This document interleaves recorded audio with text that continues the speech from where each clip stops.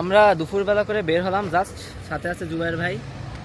So ভাই বের হয়েই দেখি এখানে একটা ছোটোখাটো অ্যাক্সিডেন্ট হয়েছে। এই যে এক BMW আর একটা এই যে কি বলবো ট্রাক টাইপের।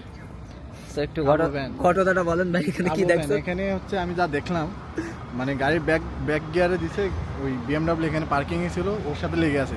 এখন ঘটনা হচ্ছে এখন এরা চাইলেও এরা দুইজন দুই দিকে চলে যাচ্ছেন। বাংলাদেশে কি হয়, মানুষ মেরে দিয়ে ডুলে চলে যায়, কিন্তু এখানে এই জিনিসটা হয় না। কারণ যতক্ষণ না পুলিশ না আসবে ততক্ষণ ওদের রাইট না এখান থেকে চলে যায়। যদি যায় এর থেকে মানে এখন তো কম শাস্তি পাবে, যদি এখান থেকে চলে যেত এর থেকে বড় শাস্তি অপেক্ষা করছে। মানে এক চুল পরিমাণ গাড়ি কেউ নড়াচ্ছে না, দুইজন ড্রাইভার চুপ মেরে একদম দুইজনের জায়গায় বসে আছে। হ্যাঁ একদম এই যে পিছনে দেখা যাচ্ছে, ওই যে দুইজন ড্রাইভারই কিন্তু গাড়ির ভিতরে চুপ মেরে বসে আছে, কেউ কোনো কথা বলছে না।